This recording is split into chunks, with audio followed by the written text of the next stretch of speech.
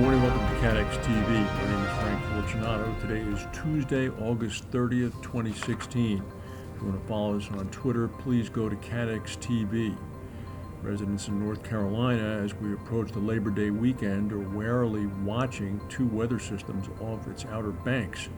One of them has already strengthened into a tropical storm. It's bringing winds of about 45 to 50 miles per hour with heavy rains that could cause floods in low-lying areas.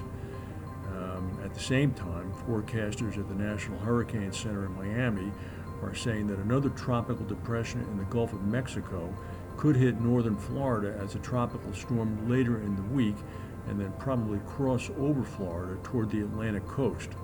That storm seems to be pretty well organized as of last night. In Japan, Typhoon Lionrock has made landfall in the northern island of Hokkaido, bringing heavy rains, 25-foot waves, and strong winds to an area devastated by the 2011 earthquake and tsunami. The typhoon is registering sustained winds of about 78 miles per hour and gusts of about 112 miles per hour. TV footage is showing high waves damaging vehicles and knocking down lampposts in cities battered by torrential rain. Transportation has been disrupted and more than 100 domestic flights have been canceled. The Shinkansen bullet trains heading north was canceled. Schools were closed. Evacuation orders were issued for areas in the path of the storm, while thousands of blackouts were also reported across a wide area. The National Hurricane Center in Miami has issued simultaneous advisories for three hurricanes: Hurricane Gaston in the North Atlantic Ocean, Hurricanes Lester and Madeline in the Eastern Pacific. As of 5 a.m. this morning, Gaston has reached a Category 2 level with maximum winds of 100 miles per hour.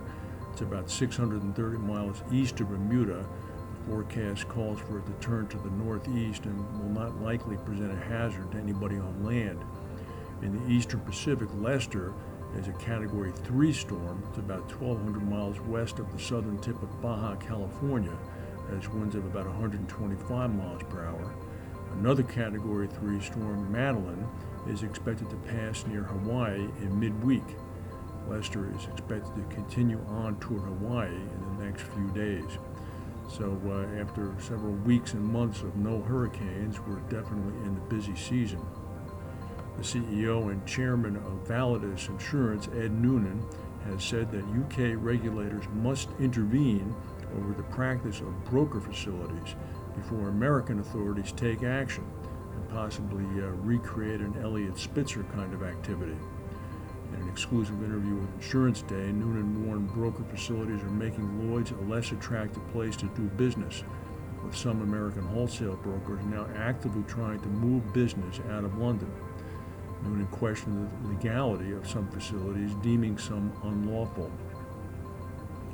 The European Union has dropped the other shoe on Apple. They say the tech company must repay about $14.5 billion U.S. in back taxes after a series of tax deals that Apple made with the Republic of Ireland were deemed to be illegal.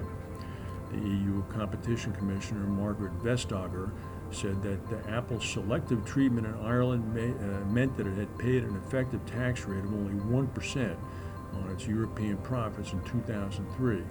Which dropped to 0.005% by 2014. According to her, she said the tax treatment in Ireland enabled Apple to avoid taxation on almost all profits generated by sales of Apple products to the entire EU market.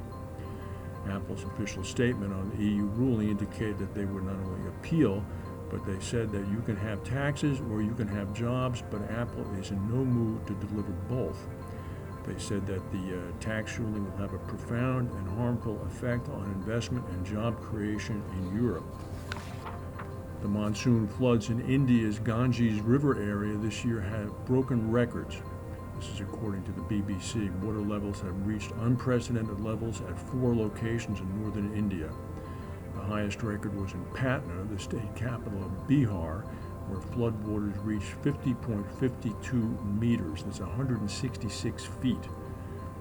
Of course, flooding has now killed over 150 people in India, and this is after the worst drought on record. Mitsubishi Motors in Japan earlier today suspended sales of 8 car models in Japan after the Transport Ministry said that Mitsubishi had overstated fuel economy figures. The government ordered Mitsubishi to correct numbers, which are off by as much as 9%. The latest announcement brings the total number of vehicle models withdrawn from the market over misstated fuel economy figures by Mitsubishi to 12. Mitsubishi said that it had used desktop calculations to arrive at fuel economy figures in an effort to keep costs down. The FBI Cyber Division has issued a warning that foreign hackers, Russians, are targeting and perhaps even penetrating state election and voter registration systems in the United States. The alert comes in the wake of a Russian hacker gaining login information to Arizona's election systems. According to Arizona, they received word from the FBI that a credential was leaked by a Russian hacker. The hacker was apparently known to law enforcement. A cyber attack from Russia has also been targeted at the Illinois election system, particularly the state's voter database. This is interesting news as Donald Trump has made several public approaches to Vladimir Putin. That's the news for today. If we have any breaking news, we'll come back and tell you. Thank you for watching, and we'll see you tomorrow.